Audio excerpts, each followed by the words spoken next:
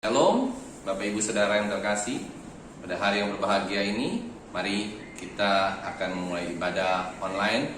Dan hari ini, biarlah kita membuka ibadah ini dengan satu lagu pujian, Ajar Kami Tuhan untuk menghitung hari-hari.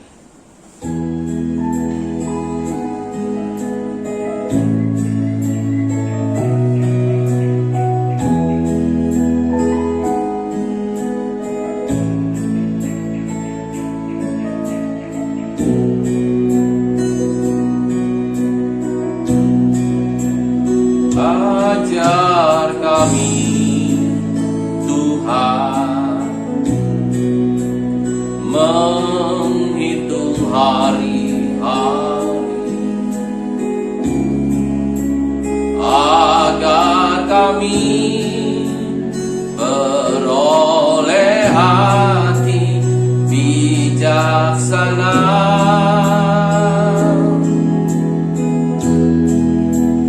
Ajar kami Bapa hidup dalam jalan, agar semua rencanamu digenapi.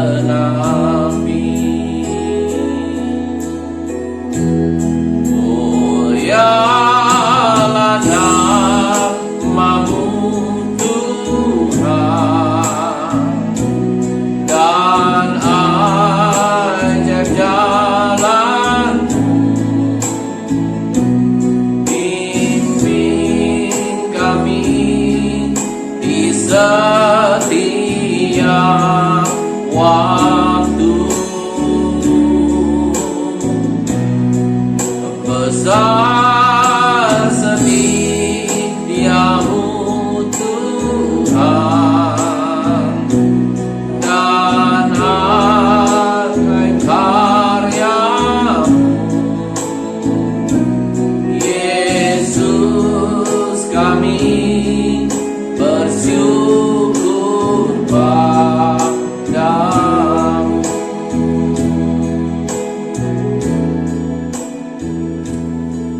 Mari Bapak Ibu Saudara yang terkasih, sebelum kita mendengarkan firman Tuhan pada hari Minggu yang indah ini, kiranya kita tundukkan kepala, kita berdoa untuk kebenaran firman Tuhan.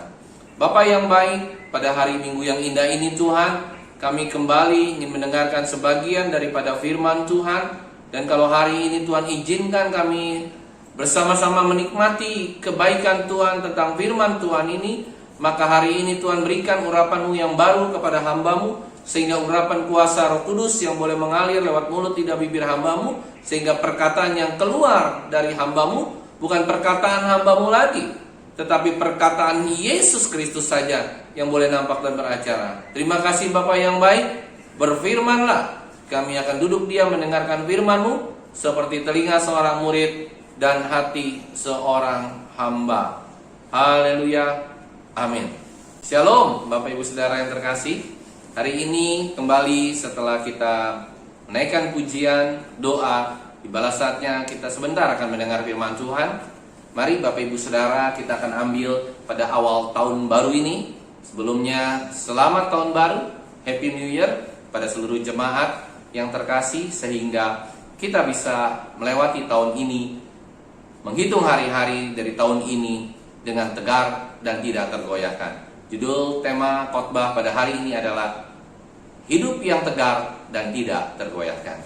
Mari Bapak Ibu Saudara yang terkasih, kita akan mendengar firman Tuhan. Satu ayat dari kitab Mazmur pasal 90 ayat yang ke-12. Demikian firman Tuhan. Ajarlah kami menghitung hari-hari kami sedemikian, hingga kami beroleh hati yang bijaksana. Bapak Ibu Saudara yang terkasih, permintaan untuk kita bisa menghitung hari-hari bukan permintaan yang biasa. Dan memang pada umumnya manusia seperti kita semua itu tidak peduli dengan hari-hari kita. Rata-rata kita menjalani hari Itu hanya hari-hari yang rutin sebagai rutinitas seperti biasa. Tetapi tahukah kita bahwa sedikit demi sedikit umur kita semakin lama semakin tua, 20 tahun, menginjak 30 tahun, 40 tahun, 50 tahun, tiba pada saatnya mungkin 60 tahun. Ternyata tidak ada yang dihasilkan untuk Tuhan. Dan kita tidak menghitung hari-hari yang berkenan kepada Tuhan. Semakin tua kita tidak semakin berhikmat, semakin tua kita tidak semakin baik secara rohani, tetapi semakin tua kita semakin menjadi orang yang semakin sulit, semakin rumit, ya kan? Karakternya juga menjadi karakter yang kekanak-kanakan. Saudara, inilah yang terjadi. Oleh karena itu, biarlah di hari atau di tahun 2021 ini kita belajar menghitung hari-hari agar hati kita beroleh hati yang bijaksana. Menurut dari World Bank atau ekspektasi manusia hidup, itu hari-hari ini manusia hidup sebagai seorang pria kurang lebih 69 tahun. Kalau hari ini saya berumur 52 tahun, berarti kurang lebih 17 tahun lagi saya akan hidup kalau nggak ada kendala, kalau tidak ada masalah. 17 tahun itu berarti 17 kali saya melewati Natal atau 17 hari Natal. Sungguh sedikit sekali. Hari-hari yang saya sudah lewati 52 tahun pun mungkin kita belum belajar untuk menghitung hari kita dengan baik. Oleh karena itu 17 hari. Coba Bapak Ibu Saudara bayangkan, kalau 17 hari, kalau umur kita hanya sampai 60, berarti tinggal 8 kali Natal yang kita lewati. Saudara yang terkasih, 17 tahun atau 8 tahun itu bukan waktu yang lama. Maka firman Tuhan benar yang mengatakan, apakah arti hidupmu? Hidupmu itu seperti uap yang muncul sebentar dan sebentar lagi hilang. Saudara, janganlah sampai ketika kita di ujung atau penghujung kehidupan kita, kita membawa penyesalan yang seharusnya kita menyenangkan hati Bapa di dalam hari-hari kita, di dalam kita meniti umur dan kehidupan kita. Saudara yang terkasih, hari-hari dan tahun-tahun yang sudah berlalu dulu tidak akan berkembali lagi. Itu adalah mungkin kita punya dosa, kesalahan, dan apapun yang terjadi. Dan kita nggak perlu berkutat terlalu lama dengan dosa-dosa kita, dengan kesalahan-kesalahan lama kita. Dari penyesalan itu kita belajar untuk kita tidak lagi menjadi orang yang bodoh dan jatuh ke lubang yang sama, berbuat dosa yang sama lagi. Di Kisah Para Rasul pasal 17 ayat 30 dikatakan demikian, dengan tidak memandang lagi zaman kebodohan, maka sekarang Allah memberitakan kepada manusia bahwa di mana-mana semua mereka harus bertobat. Jadi Allah saja mengabaikan tentang masa lalu, masa kebodohan, masa yang penuh dengan dosa. Nah, hari ini kita bersama dengan Tuhan dan kita mengamankan sisa hidup kita yang tersisa. Ada haleluya. Belajar untuk sisa hidup kita berguna bagi Tuhan, berguna bagi sesama, berguna bagi bangsa dan negara, berguna bagi keluargamu. Ada amin? Saudara, di dalam kehidupan ini Yesus tidak hanya menjanjikan kesukaran dan damai sejahtera, kesukaran saja, tetapi Tuhan juga menjanjikan damai sejahtera.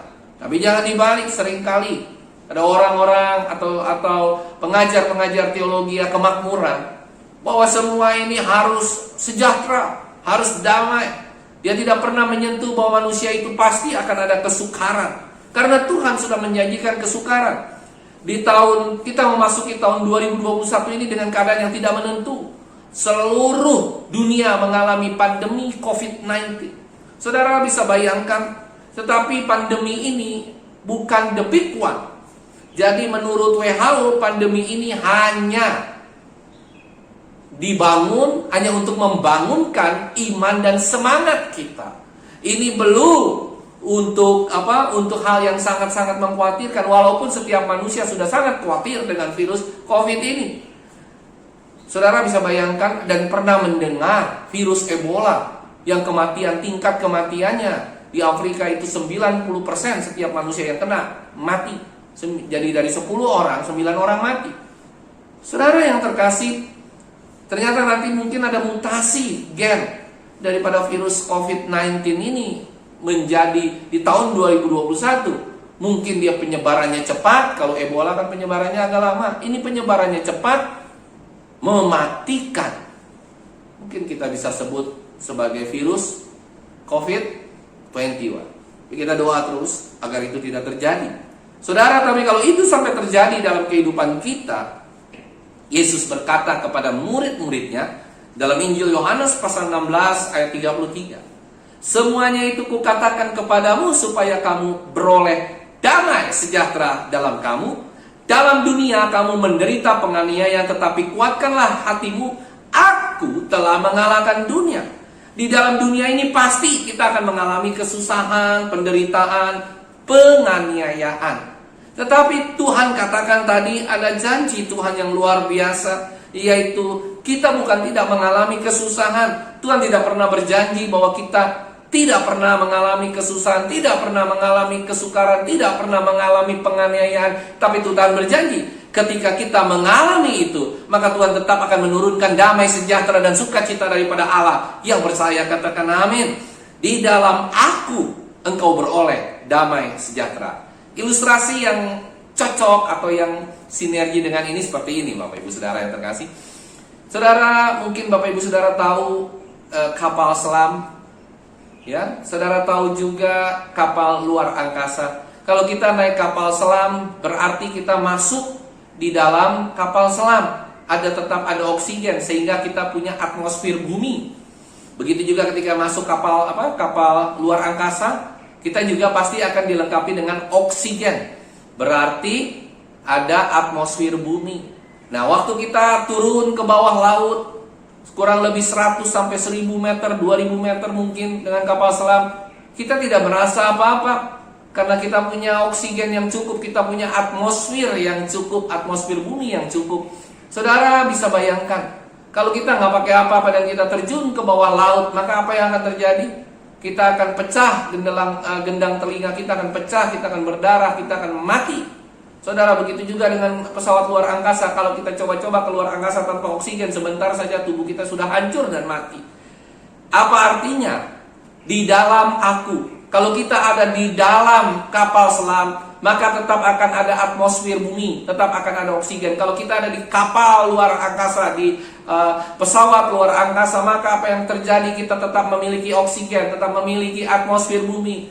Saudara mengerti? Berarti dengan demikian kalau kita ada di dalam Tuhan, tadi dikatakan akan semua ini kukatakan kepadamu supaya kamu beroleh damai sejahtera dalam aku. Dalam segala perkara, dalam segala kesusahan, dalam segala sakit penyakitmu, di dalam segala penderitaanmu, engkau tetap akan beroleh damai sejahtera. Yang percaya katakan amin. Kita tetap akan beroleh damai sejahtera. Itulah yang Tuhan rindukan. Kita nggak perlu terpengaruh dengan suasana dunia ini yang hiruk pikuk. Pandemikah? Krisis ekonomikah? Orang semakin jahatkah? Kejahatan tingkat sudah semakin tinggi. Ya kan? Anak jahat dengan orang tua, anak membunuh orang tua membunuh anak. Begitu banyak. Tetapi kita tidak lagi, bukan tidak peduli, tetapi kita tetap memperdulikan itu. Tapi kita yakin dan percaya, kita tetap ada damai sejahtera di tengah hiruk pikuk dunia ini. Kehidupan yang tidak tergoncangkan di tengah guncangan, inilah yang menjadi idealis, yang menjadi mimpi daripada orang Kristen sejati. Saya katakan orang Kristen sejati karena banyak orang Kristen yang tidak sejati.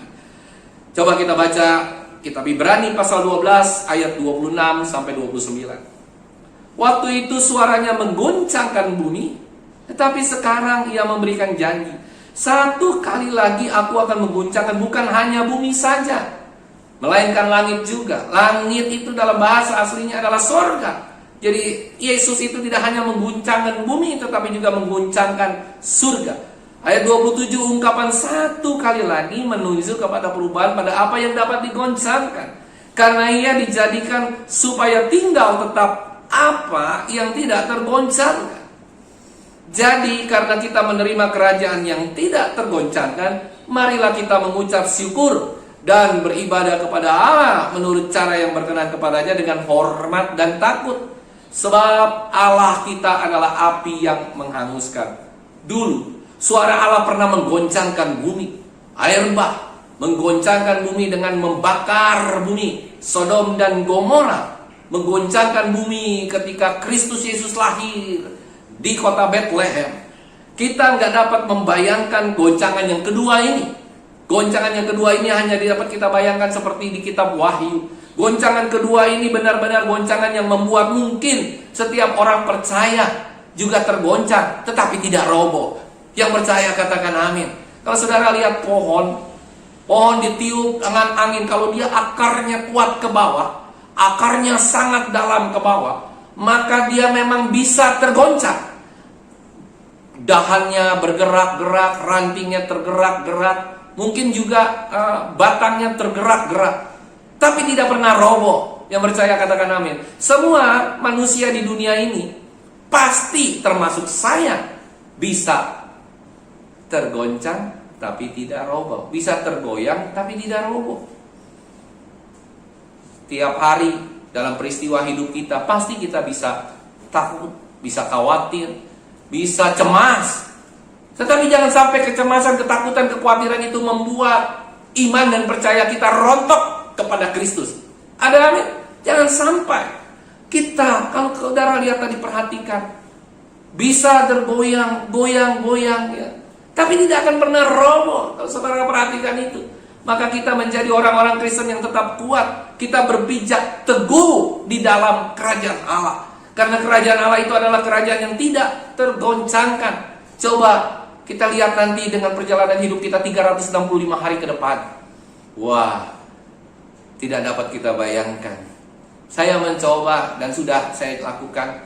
Saya beli dan saya sudah catat di kertas. Nanti besok saya akan beli buku untuk mencatat berapa banyak saya di dalam hari lepas hari saya khawatir, saya takut, berapa banyak saya berpikiran negatif terhadap orang lain, berapa banyak saya merancangkan hal-hal yang jahat dalam pikiran kita.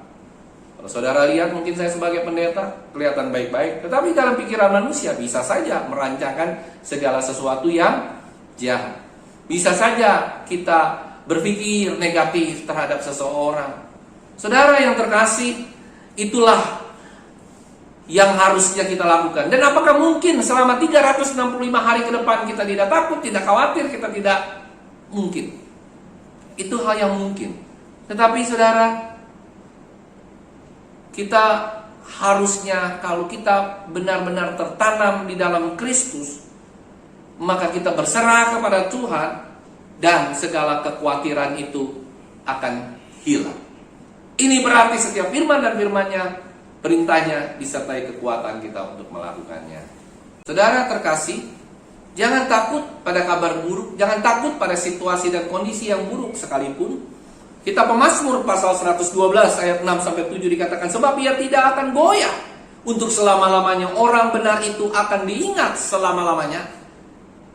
Ayat 7, ia tidak takut kepada kabar celaka, hatinya tetap penuh kepercayaan kepada Tuhan. Itu yang pemazmur katakan.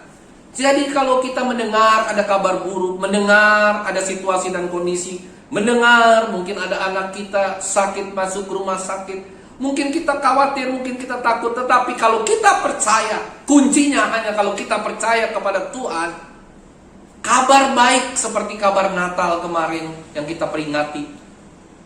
Dan ketika itu di-blend itu maksudnya dicampur, dimix dengan iman dan percaya kita, kabar baik, firman Tuhan yang baik, itu akan menghasilkan kehidupan yang tidak akan pernah tergoyahkan. Karena apa? Kita tidak menghadapinya sendiri. Berjalan bersama dengan Tuhan, berjalan bersama dengan Allah. Karena Allah lah penentu masa depan kita, Allah lah penentu hidup kita. Hidup dan mati kita bukan di tangan penyakit. Ada amin? Hidup dan mati kita bukan di tangan penjahat. Hidup dan mati kita bukan di tangan COVID-19. Hidup dan mati kita ada di tangan Tuhan. Yang percaya katakan amin. Saudara yang terkasih, sekarang kali kita terkejut mendengar atau kejadian-kejadian yang terjadi di dalam kehidupan pribadi. Baru beberapa hari ini memasuki tahun yang baru 1-2 hari ini memasuki tahun, anak saya kedua-duanya masuk rumah sakit, diserang DBD dan dianalisa COVID. Tapi hari ini puji Tuhan, DBD-nya sudah luar biasa, sudah naik trombositnya, dan dia sudah akan kembali pulang besok ke rumah kami. Dan semuanya itu menjadi baik. COVID-nya pun sudah negatif, tes PCR, tes ini, tes itu, scan, CT scan paru. Saudara yang terkasih, mungkin kita terkejut. Tetapi Allah yang kita sembah, Dia tidak pernah terkejut dengan situasi dan kondisi apapun. Karena Dia sudah tahu, anak saya sakit, mungkin saya sakit, atau siapapun yang sedang menderita sakit penyakit. Mungkin tiba-tiba anakmu divonis leukemia, atau anakmu divonis kanker yang lain. Saudara, yang memang kadang-kadang kita terkejut, gontai langkah hidup kita seakan-akan, waduh, ketika divonis. Tapi kita perhatikan baik-baik. Apakah Allah yang kita sembah Dia tidak tahu? No. Yesus Kristus itu sudah tahu sebelum anak kita mengalami hal itu. Apa artinya? Kalau Dia sudah tahu akan hal tersebut, dan kita tidak panik, kita tidak mudah dipanikkan, maka kita yakin dan percaya Allah turut bekerja dalam segala sesuatu yang mendatangkan kebaikan bagi kita semua. Tenang Bapak Ibu Saudara, tenang. Tuhan sudah tahu, tidak ada satu hal lain pun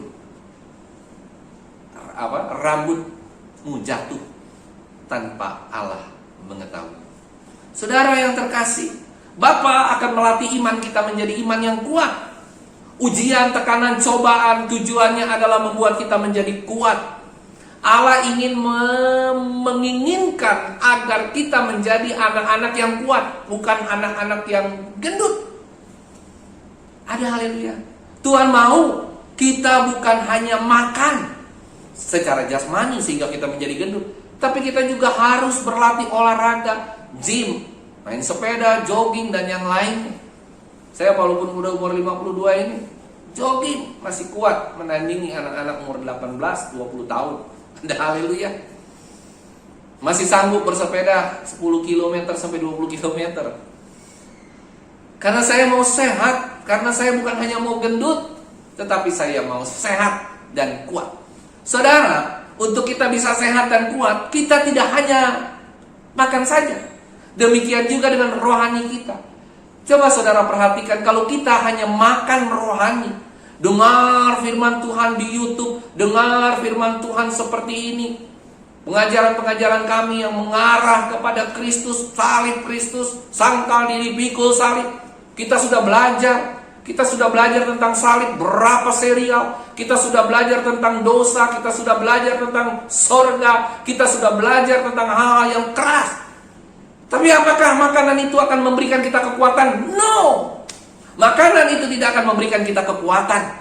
Makanan itu hanya akan memberikan kita gizi untuk kita menjadi gemuk. Apa yang dapat memberikan kita kekuatan? Tekanan, tantangan, rintangan, pencobaan. Jadi jangan salah kaprah. Jangan sampai saudara bilang gini, Pak Pendeta, saya masuk gereja 1 minggu 14 kali, 1 hari 2 kali, zaman sebelum COVID. Gereja ini, gereja itu, dengar firman ini, dengar firman itu, bukan jelek saudara. Tidak ada yang jelek dengan firman Tuhan. Tetapi firman itu tidak akan memberikan kita kekuatan. Firman itu akan hanya membuat kita gemuk. Firman itu akan membuat kita rohani kita seakan-akan hebat. Tetapi ketika ada datang tantangan, rintangan, pencobaan dalam hidup kita, gak ada lagi yang tersisa dalam hidup kita. Tapi kalau Tuhan memberikan latihan buat kita, latihan iman seperti saya dilatih bulan ini saudara, awal tahun saja sudah dilatih. Anak masuk rumah sakit dua-duanya, baru selesai kita berlibur. Saudara, bisa bayangkan, itulah latihan yang membuat kita kuat. Dan saudara harus curiga sedikit sama Tuhan. Kalau saudara gak pernah dilatih, saudara gak pernah dites, saudara gak pernah ada ujian, hidup saudara lurus. Paulus menghadapi pencobaan, Musa, Nabi Yesaya, Yeremia, Yesus Kristus sendiri, dia menghadapi tantangan, rintangan, pencobaan. Dia tidak diterima walaupun dia lahir sebagai juru selamat. Dia ditolak walaupun dia lahir. Dia kasih tempat yang benar-benar sangat-sangat sederhana. Dia ditolak oleh seluruh kerajaan. Pada saat terakhirnya pun dia difitnah sehingga dia masuk ke dalam salib. Dia disalib. Begitu banyak tantangan rintangan yang Yesus Kristus dalam umurnya yang 33 tahun, saudara bisa bayangkan. Tetapi tantangan rintangan dan kesulitan penganiayaan bagi Kristus itu merupakan kekuatan. Dia bukan hanya mendengar firman dari Bapaknya di surga, tapi dia melakukan kebenaran firman Tuhan. Dia mencoba untuk bertahan dengan tegar.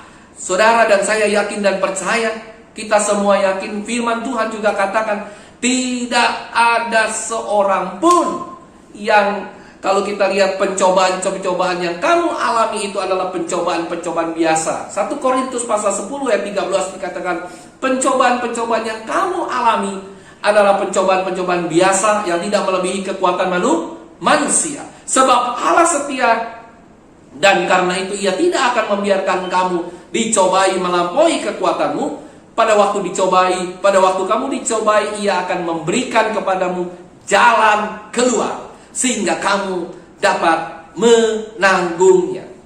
Kalau kita kuat, kita nge-gym, badan kita kuat, kita main sepeda, kaki kita kuat, jantung kita kuat, gampang gak orang menjatuhkan kita? No, gak gampang. Tapi kalau kita hanya makan, tidur, bangun, mangan, wis mangan, merono turu, kata orang Jawa, tidur, bangun, makan, nggak ngapa-ngapain, kita akan menjadi gendut, ya kan? Banyak orang gendut, dan akhirnya kita nggak kuat, nafas nggak kuat, jalan nggak kuat.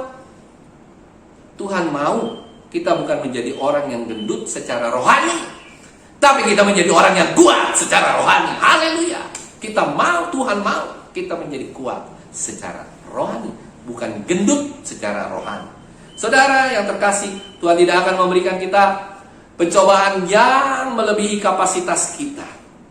Semua yang dihadapi oleh kita itu biasa-biasa saja. Tetapi iblis ingin memberikan sinyal kepada kita bahwa pencobaan yang kita alami itu pencobaan yang luar biasa.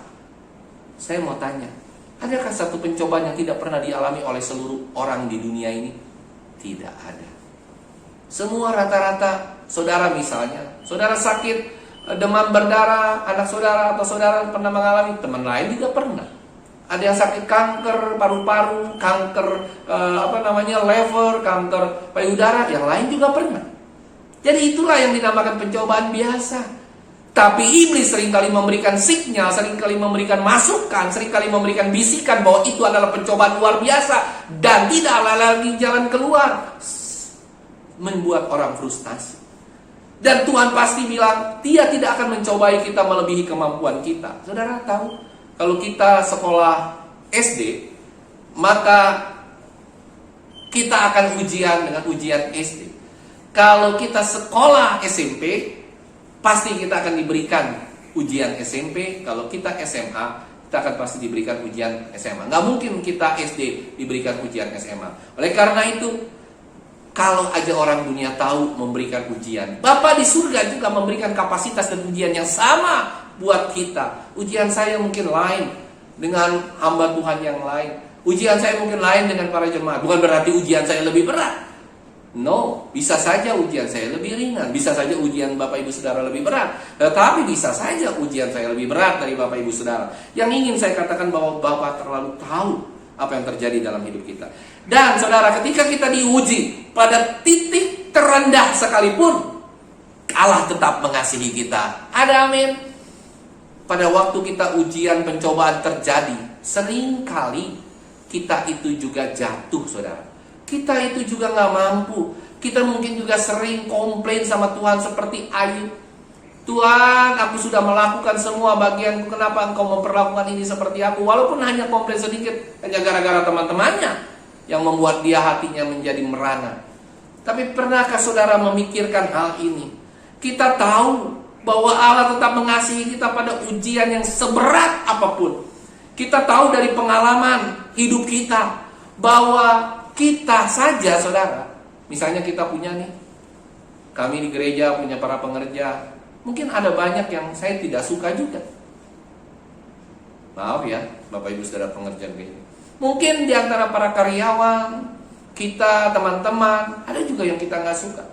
Tapi satu hal, sekalipun kita tidak terlalu suka, tetapi kita tetap harus mengasihi para pengerja kita, hamba-hamba Tuhan, kita tetap harus mengasihi para karyawan kita. Artinya apa saudara? Begitu juga dengan Allah. Saya yakin dan percaya Allah juga pasti akan melakukan hal tersebut.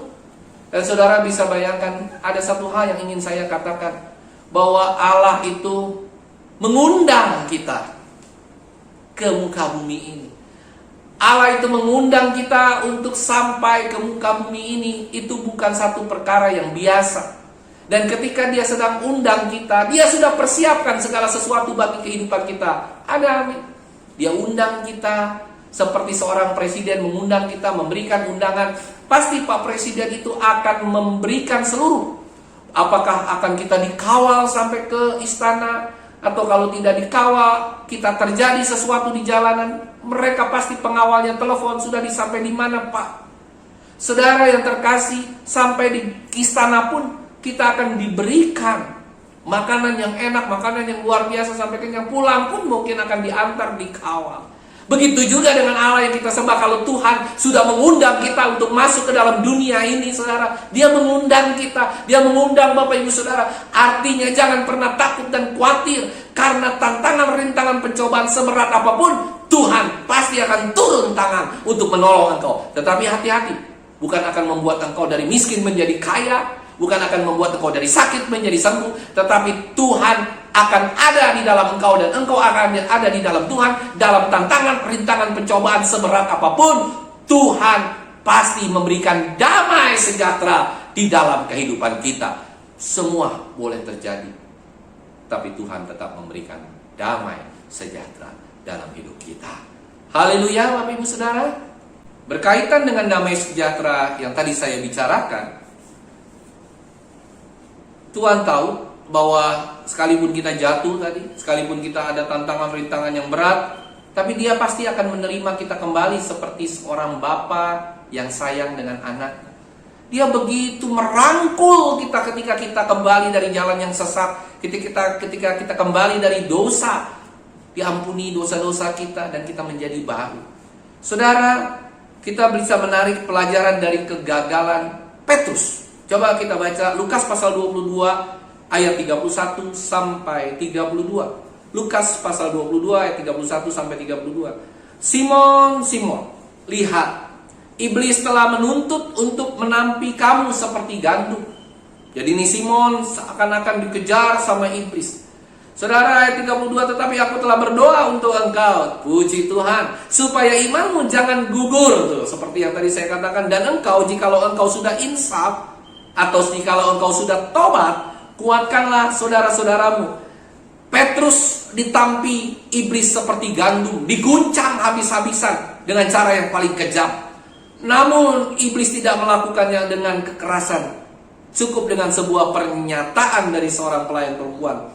Apa sebenarnya sih yang dilakukan iblis untuk menampi Petrus? Apa sebenarnya yang dilakukan iblis? Tahukah saudara bahwa seluruh dunia merupakan pion-pion yang dapat dipakai iblis untuk menjatuhkan kita? Oleh karena itu, jangan juga pernah berpikir bahwa iblis tidak pernah berdoa. Iblis itu setiap hari berdoa. Doanya minta kepada Allah, doanya minta izin kepada Allah. Seperti dia minta izin kepada Allah untuk mencobai siapa? Ayub. Dia berdoa dengan tekun setiap hari untuk menjatuhkan kita, dan doanya dijawab oleh Allah. Sedangkan kita, anak-anak Tuhan, tidak pernah baca firman, tidak melakukan firman, tidak berdoa, sehingga kita selalu kalah dengan si iblis. Saudara yang terkasih, bahwa Yesus juga tidak pernah berdoa untuk Petrus tidak dicobai. Tidak. Simon tidak dicobai. Tidak. Yesus berdoa agar Petrus imannya tidak gugur ketika dicobai oleh iblis seberat apapun. Yesus itu berdoa, Tuhan Yesus berdoa bagi kita semua, Bapak Ibu Saudara. Ketika kita dicobai, ketika kita sedang mengalami sakit penyakit, mengalami kesulitan hidup, dia berdoa agar iman kita tidak gugur di dalam menghadapi tantangan, rintangan, dan pencobaan. Bukan berarti kita tidak pernah dicobai, bukan berarti kita harus mujizat harus ada dalam hidup kita. No. Tetapi yang harus ada dalam hidup kita adalah iman kita tidak gugur. Iman kita tetap menyayangi Yesus, mencintai Yesus dalam sepenuh hati kita. Saudara yang terkasih, Kenapa Petrus menjadi contoh dari Yesus untuk dicontohkan? Saudara, kenapa? Karena Petrus itu agak sombong. Saudara, kadang kita kalau sombong nih seperti begini. Petrus bilang, tenang, sekalipun semua murid-murid, teman-temanku murid-muridnya Yesus ini tergoncang imannya, aku tidak akan tergoncang. Saudara, biarpun mereka semua tergoncang imannya karena engkau, tapi aku sekali-kali tidak. Ketika Yesus mau dibunuh, mereka sudah pada tahu semua ketika Yesus ingin disalibkan, biar semua. Sebelum mereka perjamuan yang terakhir, Petrus katakan demikian. Allah hanya memberikan anugerahnya yang besar kepada orang yang rendah hati. Yang percaya katakan amin. Dia tidak pernah berbicara dengan orang sombong. Dia tidak pernah berbicara dengan orang yang sok-sokan. Dia tidak pernah berbicara dengan orang yang tinggi hati. Tuhan hanya bicara dengan orang yang punya kerendahan hati. Saya rindu kita bisa menjadi serupa dengan Kristus. Serupa dalam apa? Serupa dalam kerendah hatiannya. Serupa dalam apa? Serupa dalam kasihnya. Serupa dalam apa? Apa saja dari Kristus. Serupa di dalam pengorbanannya. Yang percaya katakan amin. Allah dalam kasihnya itu seringkali mempunyai jalan keluar yang hebat, yang luar biasa. Apakah kita semua sudah mempunyai kerendahan hati? Apakah saudara juga punya kerendahan hati untuk mengakui kesalahan saudara terhadap teman, bahkan bawahan saudara? Apakah saudara sudah punya kerendahan hati untuk mengakui kesalahan saudara terhadap istri saudara atau terhadap suami saudara ketika sedang ada persoalan, tantangan, rintangan? Tapi kalau saudara nggak pernah minta maaf kepada bawahan saudara, kepada istri saudara, kepada suami saudara, saya khawatir mungkin saudara manusia paling sempurna. Nilainya 100 kalau saudara nggak pernah minta maaf sama seseorang. Saudara orang yang paling perfect, suami yang saling sempurna dan tidak pernah minta maaf. Istri yang paling sempurna yang tidak pernah minta maaf kepada sang suami. Saudara terkasih, yang kedua, mungkin saudara sombong. Kalau yang pertama tadi saya nggak yakin semua orang bisa 100% sempurna. Tapi yang kedua, berarti saudara sombong dan tidak pernah mau minta maaf sama orang sekalipun salah. Yang terakhir, seharusnya kita menjadi pelaku firman dan bukan menjadi pendengar firman. Matius 7 ayat 24 dan 27 ini sebagai penutup. Setiap orang yang mendengar perkataanku ini melakukannya, ia sama dengan orang yang bijaksana yang mendirikan rumahnya di atas batu. Kemudian turunlah hujan dan datanglah banjir, lalu angin melanda rumah itu, tetapi rumah itu tidak rubuh, sebab didirikan di atas batu. Tetapi setiap orang yang mendengar perkataanku ini dan tidak melakukannya, ia sama dengan orang yang bodoh yang mendirikan rumahnya di atas pasir. Kemudian turunlah hujan dan datanglah banjir, lalu angin melanda rumah itu sehingga rubuhlah rumah itu dan hebatlah kerusakannya. Turunlah hujan dan datanglah banjir dan angin bertiup menerpa, dihantam, diterpa, tetapi tidak roboh. Seperti yang tadi saya sampaikan. Pohon yang kuat, dia tidak roboh sekalipun ada banjir sehebat apapun, asal akarnya mengakar ke bawah dengan dalam sekali. Saudara, firman Tuhan bukanlah dasar kehidupan. Wah, kaget saudara mendengar statement ini. Firman Tuhan itu bukanlah dasar kehidupan. Jadi jangan salah. Kalau ada para hamba Tuhan dan pendeta bilang firman Tuhan adalah dasar kehidupan, saya katakan tidak. Tetapi yang menjadi dasar kehidupan kita ketika kita melakukan kebenaran firman Tuhan. Ketika kita melakukan, berarti itu ada tantangan, rintangan, pencobaan yang berat dalam kehidupan kita. Saudara, jangan khawatir. Mungkin banyak anak-anak muda yang khawatir dengan masa pandemi ini, tidak dapat bekerja lagi. Dengan masa dan pandemi ini, waduh, gawat ya. Ini para cowok pada hilang semua, meninggal gara-gara COVID. Sedangkan sekarang saja jumlah perempuan jauh lebih banyak dari jumlah wanita. Saudara khawatir, wanita-wanita khawatir. Wah, pandemi ini bagaimana ya saya nanti bisa menikah? Bagaimana ya, apakah ada pasangan? Bagaimana ya kehidupan dunia ini ke depan? Kalau zaman saya dulu kan wah luar biasa, tahun umur 22 sampai umur berapa, wah keadaannya baik sekali. Tapi sekarang keadaan makin buruk. Tapi yang ingin saya katakan tadi saudara, ingat baik-baik, firman Tuhan tidak akan membuat kita menjadi kuat. Yang membuat kita menjadi kuat ketika kita melakukan firman Tuhan. Dan Yesus berkata kepada Maria, terakhir saudara, Yesus berkata kepada Maria, ini salah satu contoh. Tetapi di dalam Lukas 10 ayat 42, tetapi hanya satu saja yang perlu, Maria telah memilih bagian yang terbaik yang tidak akan diambil daripadanya. Apa bagian yang terbaik yang ada dalam kehidupanmu? Apakah kita hanya mendengarkan Tuhan? Iya. Tetapi Maria melakukan firman Tuhan. Kita juga sama, Bapak Ibu Saudara yang terkasih. Kalau kita hari-hari ini yakin dan percaya bahwa kita bisa sanggup untuk mendengar firman Tuhan, melakukan kebenaran. Bagaimana kita melakukan kebenaran firman Tuhan? Harus ada tantangan, rintangan, dan percobaan yang berat. Saudara bilang, "Ria, Pak Pendeta." Itulah kehidupan. Dan saudara, harusnya saudara curiga kalau saudara hidupnya lurus-lurus saja. Karena semakin dekat dengan Tuhan, berarti tantangan dan rintangan itu semakin berat, semakin banyak. Saya tidak mengatakan, wah kalau ikut dengan Tuhan, maka kita menjadi susah, menjadi miskin, tiap hari sakit. No, bukan itu maksud saya. Tapi selalu ada tantangan dan rintangan setiap hari dalam kehidupan kita yang membuat iman dan percaya kita menjadi kuat. Dan bukan hanya mendengarkan, bukan hanya makan firman Tuhan, tetapi kita melakukan kebenaran firman Tuhan. Kita exercise setiap hari terhadap kebenaran firman Tuhan. Baru itu yang akan membuat iman dan percayamu tumbuh kuat di dalam Tuhan. Demikian firman Tuhan. Biarlah selamat tahun baru dan kita mengarungi tahun ini dengan penuh ketegaran. Hiduplah dengan tegar dan tidak tergoyahkan. Mari kita tundukkan kepala untuk kebenaran firman Tuhan pada pagi hari yang indah ini.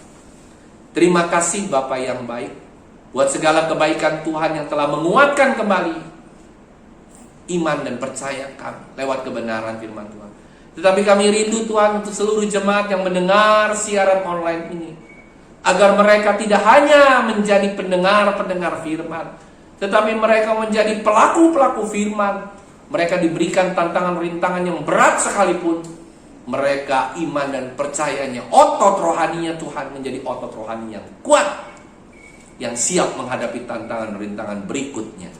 Biarlah di tahun 2021 ini kami menghadapinya dengan ketegaran, kami menghadapinya dengan tegar dan tidak tergoyahkan, karena hidup kami hanya berakar kepada Kristus. Terima kasih Tuhan yang baik. Kami mengucap syukur kami dapat masuk dalam tahun 2021, karena itu semua adalah anugerah dan kemurahan Tuhan yang lebih daripada hidup.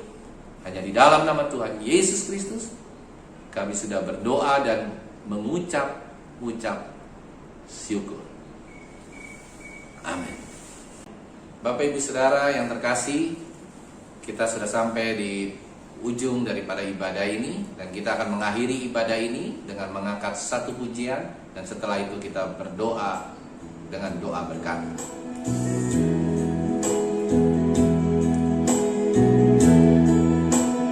Ajar kami Tuhan menghitung hari-hari, agar kami beroleh hati bijaksana.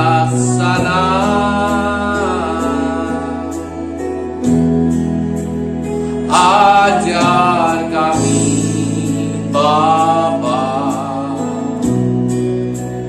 hidup dalam jalan-Mu, agar semua rencana-Mu digenapi.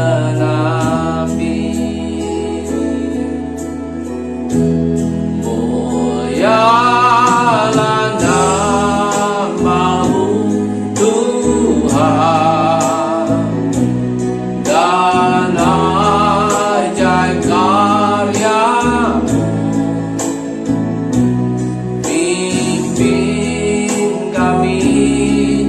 di setiap waktu. Besar setiamu Tuhan, dan ajaib karya-Mu, Yesus, kami bersyukur padamu.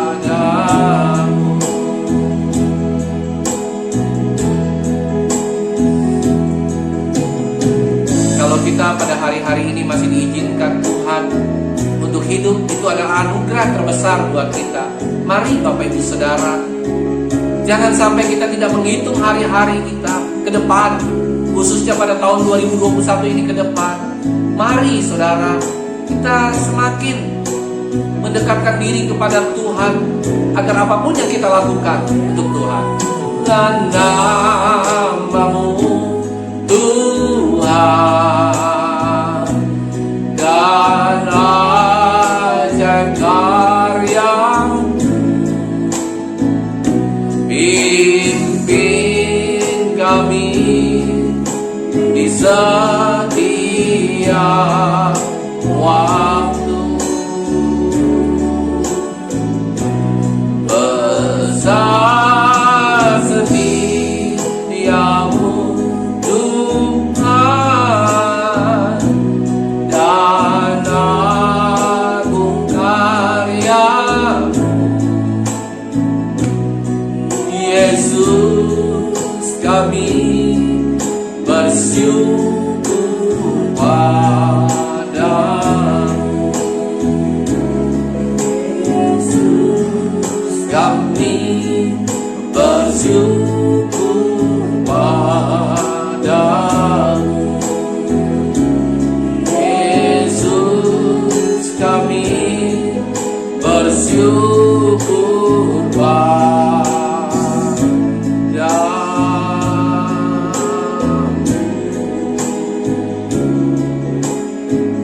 Terima kasih Tuhan. Haleluya.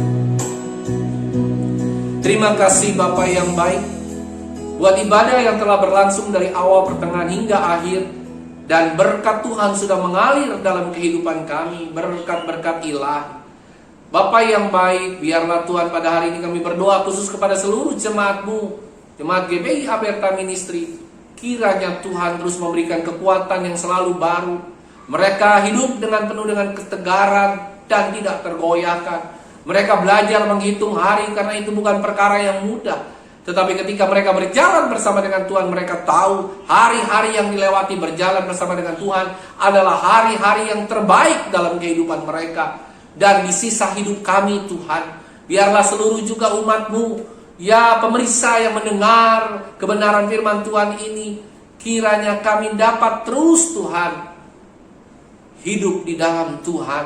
Biar kami dapat merasakan atmosfernya Tuhan dalam hidup kami. Terima kasih Bapa yang baik. Biarlah kiranya juga Engkau Tuhan menyembuhkan segala sakit penyakit yang mungkin sedang dialami oleh jemaat yang terkasih. Begitu juga dengan kedua anak kami Tuhan, kami mengucap syukur buat segala penyakit yang telah diberikan, dan kami juga tetap mengucap syukur buat segala kesembuhan yang telah diberikan kepada kedua anak kami di dalam nama Tuhan Yesus Kristus.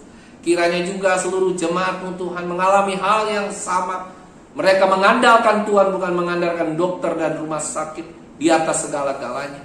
Terima kasih Bapa yang baik. Kami juga terus berdoa untuk seluruh berkat-berkat Tuhan mengalir untuk seluruh jemaat. Begitu juga Tuhan dengan seluruh hamba-hamba Tuhan yang ada di jemaat GBI Aberta Ministry. Begitu juga dengan seluruh tim yang telah melayani rekaman ini Tuhan, ibadah online. Biarlah kiranya Tuhan juga memberkati mereka, dan pelayanan mereka ini boleh berkenan di hadapan Tuhan. Terima kasih Bapa yang baik. Dan begitu juga dengan seluruh bangsa dan negara kami. Engkau memberkati, memberikan kekuatan buat presiden sampai wakil presiden dan pemimpin-pemimpin di daerah. Biarlah mereka juga boleh hidupnya tegar dan tidak tergoyahkan oleh situasi dan kondisi apapun. Biarlah mereka juga menjadi pemimpin-pemimpin yang takut akan Tuhan, sehingga bangsa dan negara kami menjadi bangsa dan negara yang terus dipakai oleh Tuhan dan diberkati oleh Tuhan. Terima kasih Bapa yang baik. Karena itu sebelum kami akhiri ibadah ini, kami siap menerima berkatnya Tuhan. Bapak Ibu Saudara yang terkasih dalam nama Tuhan Yesus Kristus, terimalah berkat daripada Allah Bapa, persekutuan daripada Allah Roh Kudus, dan kasih sayang daripada Tuhan Yesus Kristus yang akan menaungi seluruh jalan masuk keluar kehidupan kami, pekerjaan kami, usaha kami, pelayanan kami, pendidikan kami, dan apapun yang kami lakukan yang terbaik bagi Kristus, sampai Kristus Yesus datang yang kedua kali. Terima kasih Bapa Surgawi. Haleluya. Amin.